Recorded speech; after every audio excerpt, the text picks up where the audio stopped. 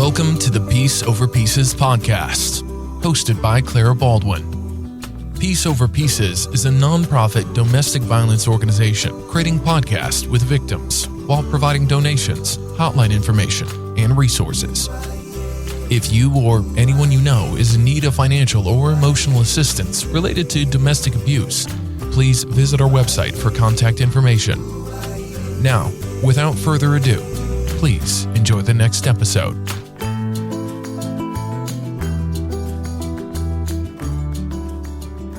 My name is Amanda. I was born and raised in Ireland and moved to New York 11 years ago.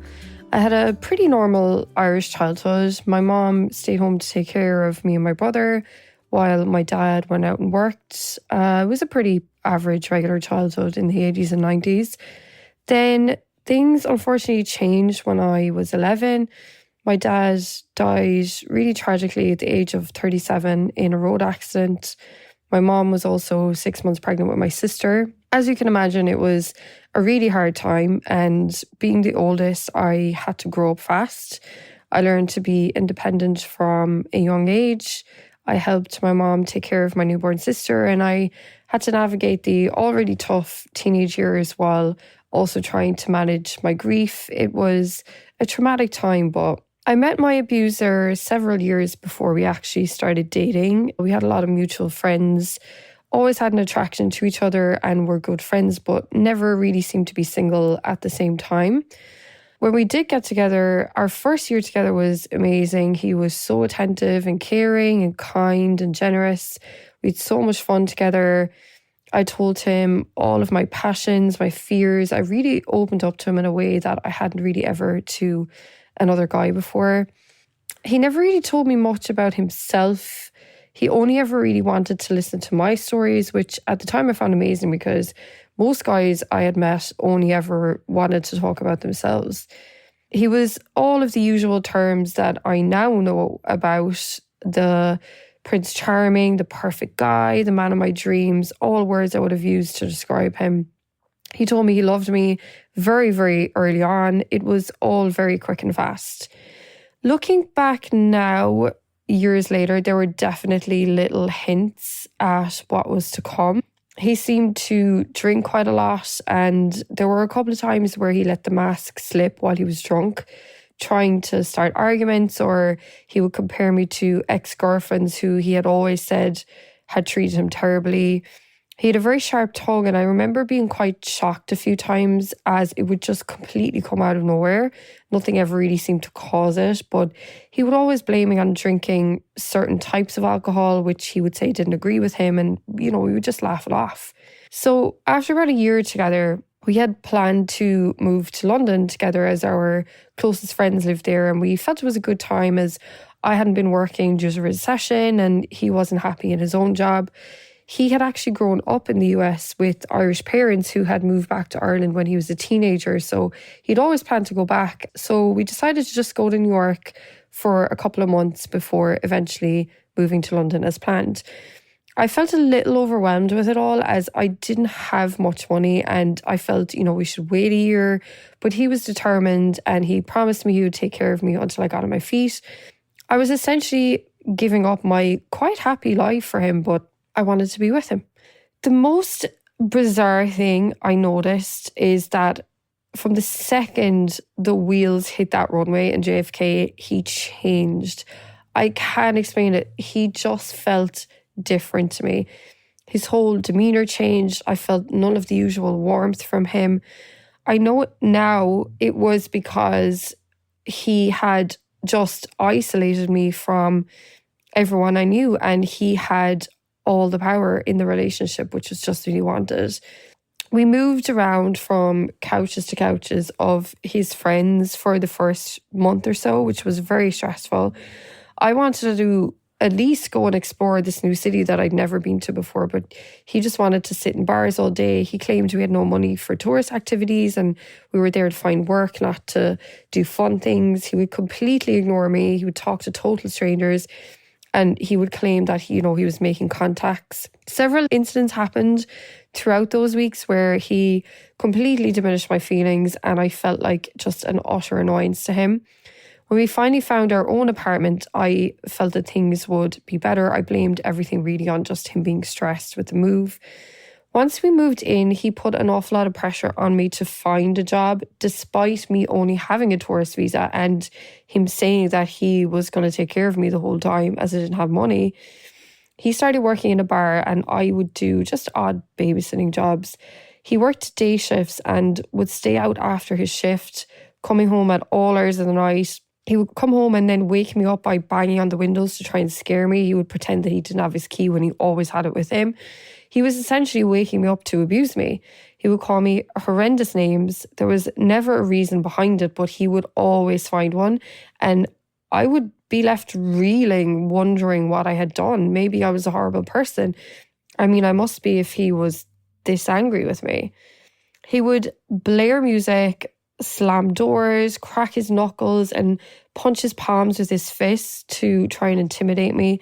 He would take these deep breaths to show he was trying to calm himself down because I was making him so angry. One time, he sat on my legs as I lay in bed asleep and jumped up and down on me to wake me up. It would last for hours and hours. I would sit there listening to him tell me what an awful person I was. But when I would confront him, he would claim to have never said any of those things. I didn't know then what gaslighting was. I just thought I was going crazy. Like, what happened to the man who claimed to adore me, who said he would do anything for me? You know, I remember I would look at him while he was like that, and the person that I knew was just not there. Like, it was a shell of his body that I recognized, but the person behind his eyes, I remember just thinking it was like a demon had taken over his body. You know, he would claim that I was doing nothing while he would do anything for me. He even said on several occasions that he would slit his wrists for me. It was always very violent imagery. He would throw furniture and objects around the room, most often my items. One night I remember he threw a lit cigarette out the apartment door into the hallway, which was like the shared hallway with the rest of the apartments. And I ran outside in my pajamas to get it because I was scared it would start a fire or something, and he locked me out. I screamed at him. I kicked at the door trying to get back in. I was so scared he would fall asleep and forget about me. He was laughing and taunting me at the other side of the door. And then when he eventually unlocked it, he acted like it had been open the whole entire time, again, just completely gaslighting me. He would claim we had no money, yet he always had to have the best of everything. He was constantly online shopping, but when the packages would arrive, they would just sit unopened in a pile for weeks. The rest of his money went on nights out where he would drink excessively. He would buy drinks for strangers. He would tip the bartenders way above the norm, all to just appear like the big man to others. If I spent a cent, he was on me like a rash. He would buy takeouts every night for himself, but be angry if I bought groceries. I was living on toast and cereal. One time I bought flour thinking, well, at least I can make bread and it'll last me longer than buying a new loaf every few days, because then he'll get annoyed if I'm constantly buying bread. But even that wasn't satisfactory to him, and he started a huge fight with me because of it. I was always alone. Even when he was in the room, he would sleep in, he would snore loudly, he would watch sports. Sometimes he would watch sports on the TV, his own laptop, and even take my laptops. And then I would just be kind of sitting there. He never wanted to do anything together. When I would convince him to go into the city to hang out for the day, you know, first of all, he would walk so fast that I could never keep up with him. He would literally be a whole half a block in front of me and then complain and yell at me that I was being too slow. And then when we were there, he just wouldn't want to do anything with me. And he would say, well, you're the one who wanted to be here. I didn't, so you figure out what to do. I remember when my grandfather passed away, who was just so dear to me, and I was very close to him. He was completely unsympathetic. He offered to pay for my flights home, but I declined, as I knew he was only doing it to just have another thing to hold against me later. It wasn't like out of the goodness of his heart. It was so he could say, oh, well, I gave you money for that. On the day of his funeral, he blared music in the apartment. And when I asked him to just put his earbuds in, as I was upset, you don't want to listen to music on the day of your grandfather's funeral, especially when you can't be there and you're miles away. He was furious with me. And I remember a few days later, he asked me to go to the store with him. And I told him I just wasn't ready to leave the house yet and face people. And he became enraged, wondering what the hell was wrong with me and that I never wanted to do anything with him anymore. He could also be so evil with his words. One night out of nowhere, while he was drunk, he stopped in the middle of an argument with just this nasty smirk on his face. And he asked, "How is your dad doing?" I remember just being stunned. I'll never forget it. He was asking how my dad was doing, knowing this man had been dead for over 20 years, just as a way to hurt me. He also knew I had a lot of anxiety since my dad's death about people I'm close to being safe. For example, if my mother went out for a few hours, I'd feel anxious until I knew she was home and safe. And he would use that against me by not showing up after his work shift ended, by not responding to calls or texts. And then he would randomly send me texts in the middle of the night saying things like, "Help me," or "I'm scared," things like that. He was completely messing with my head. And then he would go radio silent after and not show up until sometime the next day with no explanation. And I remember honestly hoping that I would find out he was cheating on me just so I would have an excuse to leave him. I really had no idea that I was being abused. He was always aware of how much money I had, and when he eventually convinced me to stay in New York beyond the few months we were there, and I eventually got a visa, got a job, he would take my whole paycheck saying he needed the money for bills. I would have to ask him for my own money, and he would always give me hell for even asking. He had so much control over me. He would never do anything nice for me, make me feel special. He never took me out on dates. Even on my birthday, I remember he once gave me his old iPad as a birthday gift while he upgraded to a brand new one. But then he would turn around and complain if I didn't get him a birthday cake or that my gifts weren't lavish enough, even though he never got me a cake and he knew I had no money to spend on him. I just couldn't win no matter what I did. Once I started working and making friends, I felt like I had a little break from him, but my stomach would just drop every time I got to the front door. And I just always remember turning that key and just feeling that anxiety just wash through me because I never knew what I was walking into. I even started to lie about doing extra shifts when really I would be out having dinner or coffees with work friends. I even lied when I got a little promotion and didn't tell him so I could have the extra money for myself. A part of me was happy to be secretly thriving behind the scenes while his life was falling apart. He'd been fired from 7 bartending jobs and he was hemorrhaging money. I even found out he'd begun borrowing from family, even from my own brother, by lying to them and saying that we were in trouble financially when really he was causing it. I slowly started to feel a little more alive and less isolated, but things at home were escalating. One night he came home drunk, screaming at me as usual. I had my earbuds in, watching a movie on my laptop on the couch, and I was just continuing to ignore him. At this point, I thought ignoring him until he tired himself out was the best. He got so enraged that I wasn't giving him attention that he grabbed my laptop, ripped it out of my hands, and threw it against the wall. My ears were hurting where the headphones had been pulled out, and I looked down at my hand where he just ripped the laptop from, and I noticed that my hand was bleeding. I was in so much shock. He had actually made me bleed. I remember repeating over and over again, "You made me bleed, you made me bleed." I was in so much shock. Another night I went into the bathroom to just get away from his yelling and his abuse. And he followed me, gave me till the count of 3 to come out or he was going to break the door down. Then he began pounding the door with his head, his fist, his legs. It was the very first time I was genuinely afraid of him. It was the first time I felt he could physically hurt me. At the time, I had begun slowly kind of confiding in a friend who lived nearby. So I called her. Luckily, I had my phone with me, called her from the bathroom, and she came and picked me up. And I waited till he had passed out on the couch, which he usually did after a while. And I left. And then I came home the next day and he was still asleep on the couch. He hadn't even known that I had left. Speaking to my friend made me realise that what was happening was not okay. She was a great listener. She gave me advice without pressuring me to leave. Looking back, I know that if she had told me to leave, I would have stopped confiding in her. I wasn't ready to admit that I was in an abusive relationship. It did, however, make me more confident and assertive. One day the landlord came in to fix something in the apartment, and he was acting very off with me when, he'd normally been super friendly.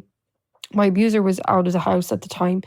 So as he was leaving, he turned and he asked me for the rent that month. And as I took care of the bills, my abuser took care of the rent. So I had no idea what he meant. He said he was owed 3 months' rent, which was over $3,000. I was shocked, knew nothing about it. I promised him I'd find out what was wrong. And then when he left, something just took over me and made me want to dig into this more.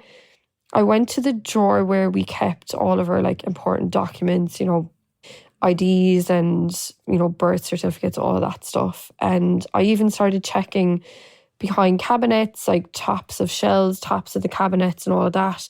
I found pages of credit card bills, bank account statements where it showed him owing thousands of dollars. He was just spending on ridiculous things. He was gambling online. And then I found credit cards in my name, which I had never seen before. And then I saw the statements for these cards saying that thousands were owed on these cards. He came home that night, but I decided not to mention anything. I thought it would be for the best, and I knew he would try and talk his way out of it. He was very subdued, and he told me that he was being investigated along with several of his co-workers for something that happened, which was, of course, nothing to do with him. I waited until he passed out on the couch with his phone next to him on the floor. I knew his passcode, so I looked through it. There was a group chat with his co-workers where they spoke about the incident at work. Obviously, everything he had told me about that was a complete and utter lie. And then there were pages of private messages with a female co-worker. It didn't sound like anything was going on, which honestly at that point wouldn't even have bothered me. But he had bunches of texts where he complained about me, called me all sorts of names like dumb and a bitch.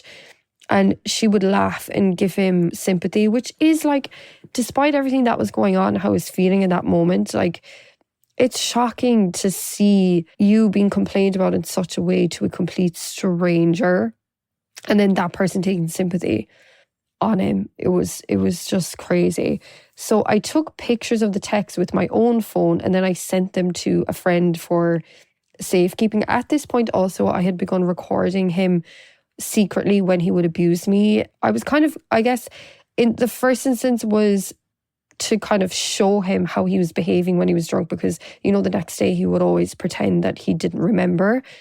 But, whenever I would play him the videos, he would just literally put his hands in his ears and say, that's not me, that's not me, that's not me.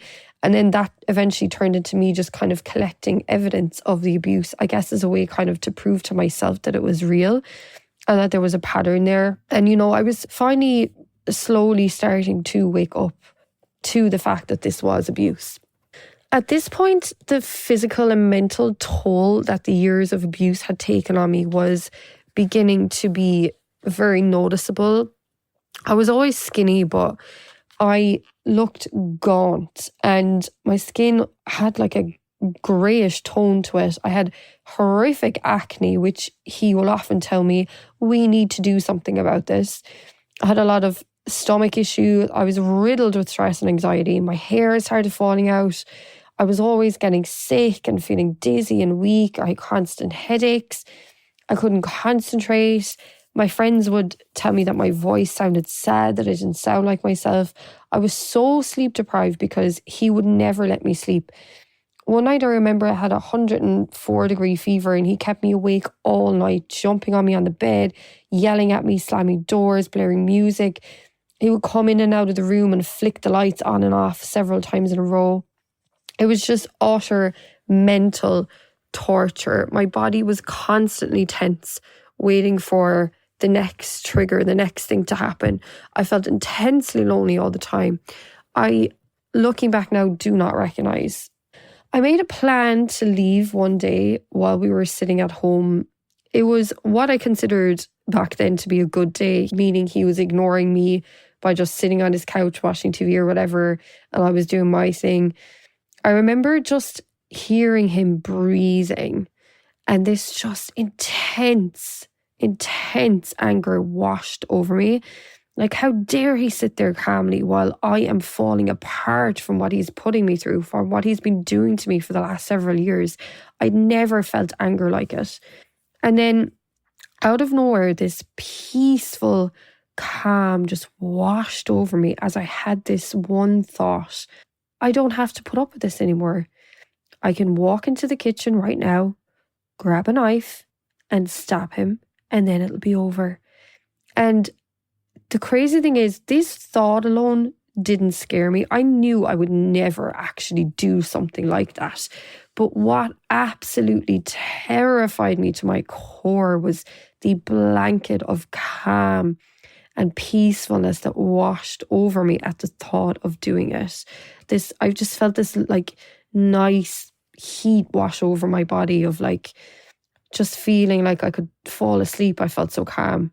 Like, who was I? So I made a plan. I was going to save money and I was going to be gone by Christmas Eve.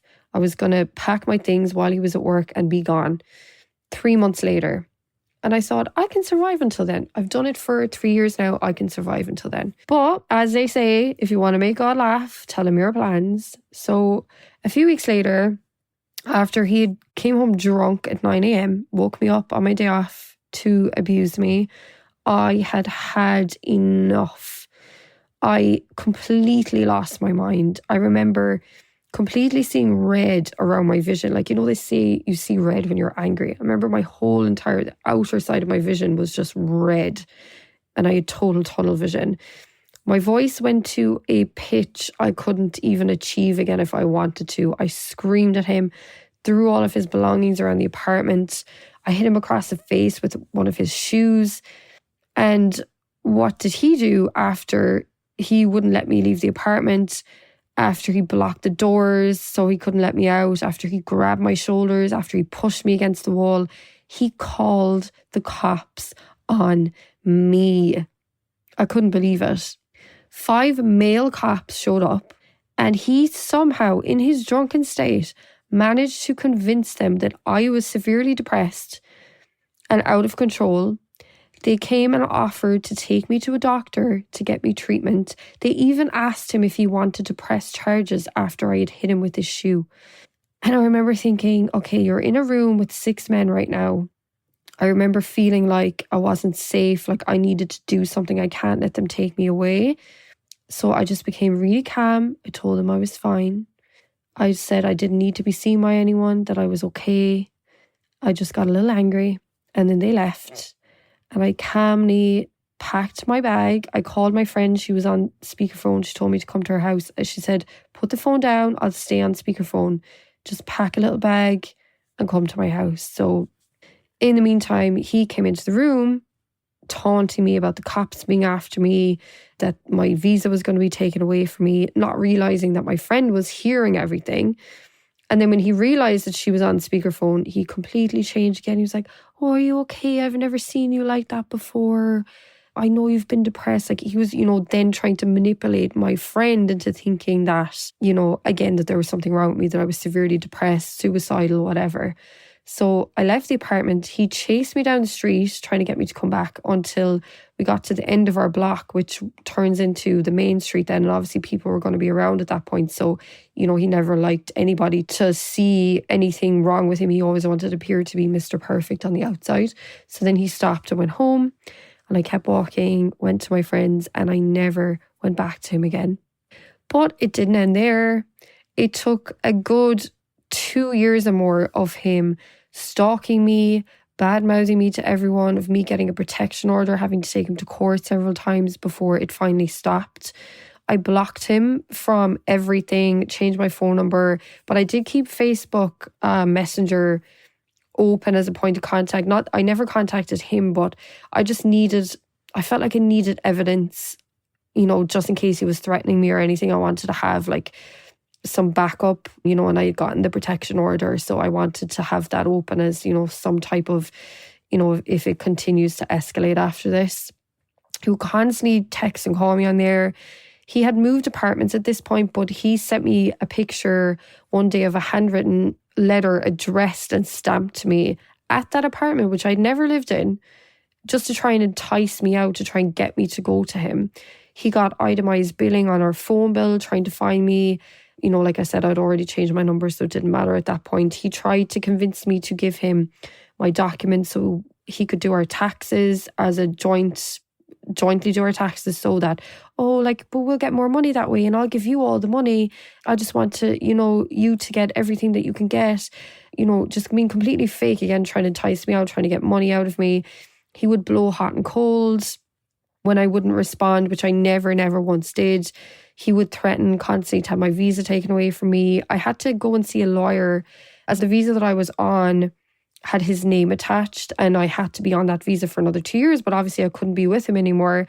So I had to go to a lawyer and tell her my whole story, literally from the day I met him, for my new visa application, so that I had to prove basically why I couldn't be in that relationship with him anymore.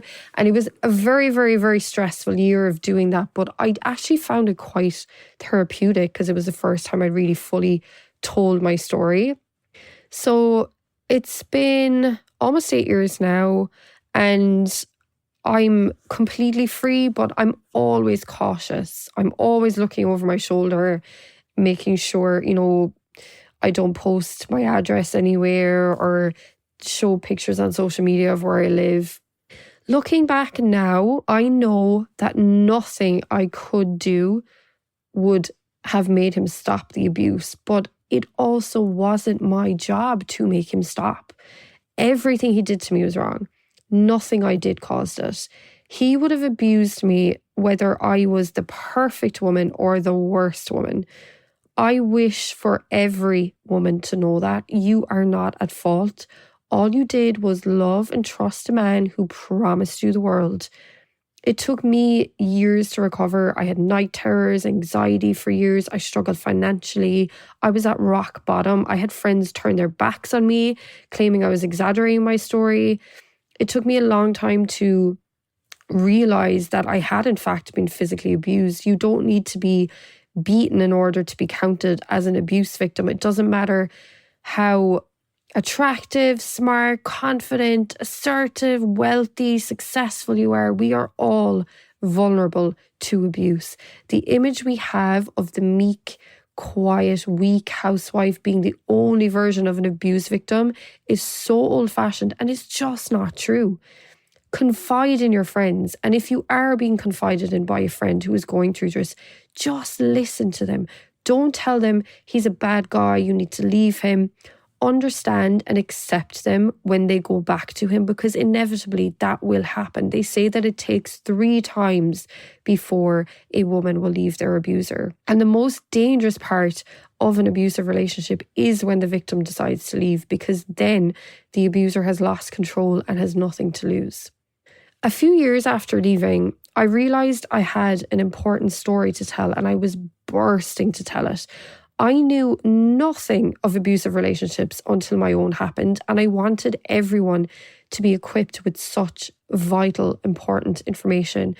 I began to read, I did lots of research, I began to speak up on social media slowly.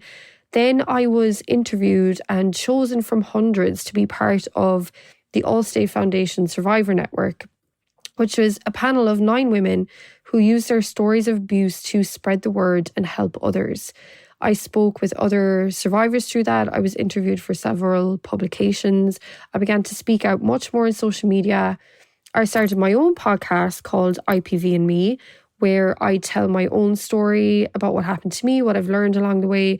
And I also tell stories of other women who have gone through similar situations. I've been so shocked at the feedback I've received, and shocked at the amount of people I know who have gone through abuse in different ways. People have told me they never would have spoken up or even realised they'd been abused if it wasn't for me telling my own story. And that's why I think organisations such as Peace Over Pieces are so helpful to people like me. Spreading the word is powerful. Words are so powerful. I appreciate any abuse victim who comes forward to tell their story. I know if I had heard stories such as those told on this podcast at the time, I may have left much sooner and felt far less alone.